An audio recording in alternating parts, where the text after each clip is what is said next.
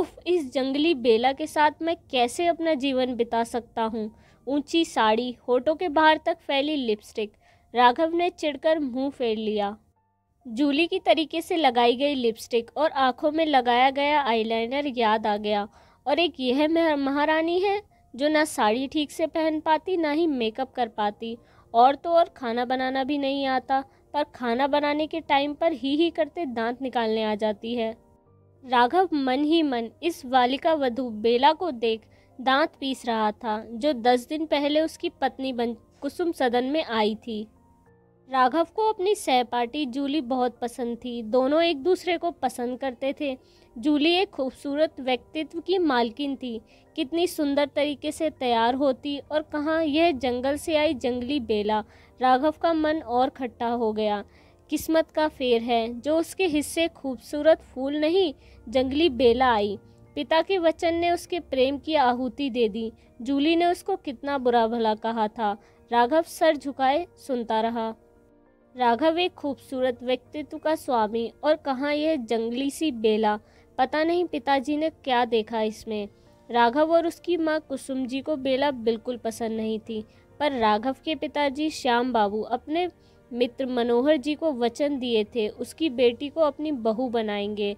मनोहर जी ने किसी समय श्याम बाबू की बहुत मदद की थी। समय का चक्र बदला, श्याम बाबू आर्थिक रूप से संपन्न हो गए, पर मित्र को दिया हुआ वचन नहीं भूले।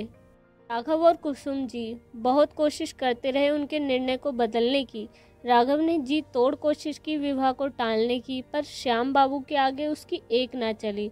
शुभ मुहूर्त में दोनों का विवाह हो गया। 24 वर्ष के राघव को 16 वर्ष की अलबेली बेला में कोई गुण नहीं दिखता था। जब से शादी हुई, चिढ़कर राघव ने अपने कमरे में सोना बंद कर दिया। एक दिन कपड़े लेने गया तो देखा पूरी अलमारी साड़ी ब्लाउज से भरी हुई थी। उसके कपड़े एक किनारे पड़े हुए थे। राघव और गुस्सा हो गया। उधर कुसुम जी भी बेला को डांटने फटकारने का कोई मौका न छोड़ती। बस पूरे घर में उसे कोई स्नेह करता तो श्याम बाबू और राघव की छोटी बहन रजनी, जो बेला की हम उम्र थी। कैसी विडंबना थी यह। एक ही उम्र की दो लड़कियां, एक कन्या है, दूसरी विवाहित हो रिश्तों की उम्र में जीने लगी। शायद यही किस्मत या भाग्य होता है। तभी तो एक मांगों से भरी थी, दूसरी कर्तव्यों की बलि वेदी पर अरमानों की आहुति दे रही थी। इतने दिनों में ना राघव ने बेला से बात करने की कोशिश की, ना ही बेला ने राघव से बात करने की कोशिश की। बेला को लगता वह यहाँ मेहमान है। अब तो बाबूजी के आने का समय हो रहा है, फिर इन सबसे पीछा छूट जाएगा। हाँ, यहाँ वाले बाबूजी और रजनी जरूर याद आएंगे। मैंने तो सुना था पति तो बहुत प्रेम करते हैं, फिर उसका पति उससे दूर क्यों भागता है। मेरी बला से ना बात करें, मैं कौन सा मरी जा रही हूँ, कहकर मुंह फेर कर सो जाती है। आज सुबह जब बेला ने बाबूजी की आवाज़ सुनी तो दौड़कर पिताजी के गले से लग गई। मनोहर जी की आंखें भर आईं। विवशता में जल्द शादी कर दी। बिटिया में अभी बचपना है। कुसुम जी के तेवर देख समझ गए बेला अभी ससुराल में एडजस्ट नहीं कर पाई।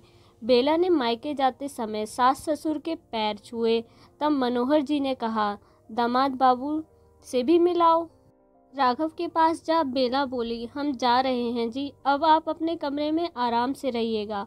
कह बिना जवाब सुने पिता के पास आ खड़ी हुई। घर पहुंच बेला मस्त हो गई, पर जाने क्यों रह रहकर उसे राघव याद आ रहा था।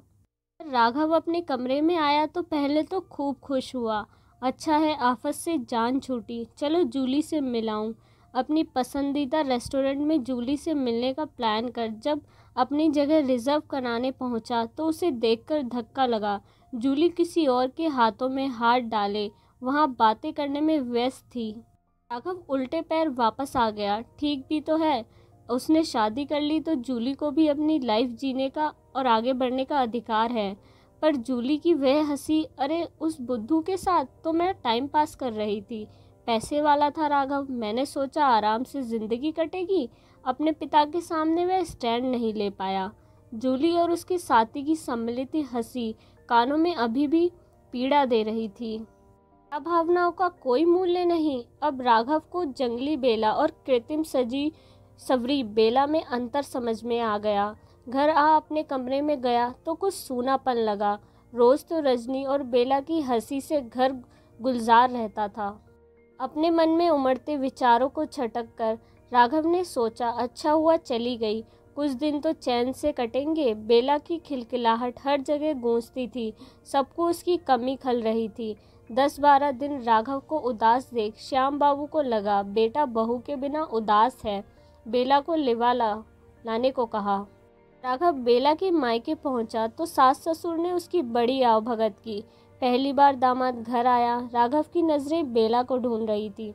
कमरे के पर्दे को पकड़े शर्माती मुस्कुराहट से वह राघव को ही देख रही थी। 10 दिन की जुदाई ने दोनों को एक अनकहे सूत्र में बांध दिया था। उस समय तो नहीं, हाँ, विदा के बाद ट्रेन में बैठ राघव ने बेला से बात करना शुरू कर दिया। धीरे धीरे उनकी फ्रेंडशिप गहरी होती गई। घर तक पहुंचने बेला और राघव एक दूसरे के पक्के दोस्त बन गए। जब दिल मिल जाते हैं तो पक्की दोस्ती होने में देर नहीं लगती। आखिर जंगली बेला की खुशबू ने राघव को अपना दीवाना बना ही दिया। राघव को अपनी किस्मत अच्छी लगने लगी, तभी तो उसे बनावटी प्यार नहीं बल्कि बेला का निश्चल प्यार मिला। घर पहुँचे तो इस बार बेला के बदलते रूप को देखकर कुसुम जी चकित थी। पास बुला बेला को बोली, तू जैसी थी वैसे ही रहे, तू और रजनी दोनों ही इस घर की जान हो। एक बार फिर कुसुम सदन में खुशियां लौट आईं। बेला और रजनी के साथ अब राघव के ठहाके भी गूंजते। श्याम बाबू और कुसुम जी अपनी बगिया के इन फूलों को देखकर खुश होते रहते और अपनी किस्मत को सहाते।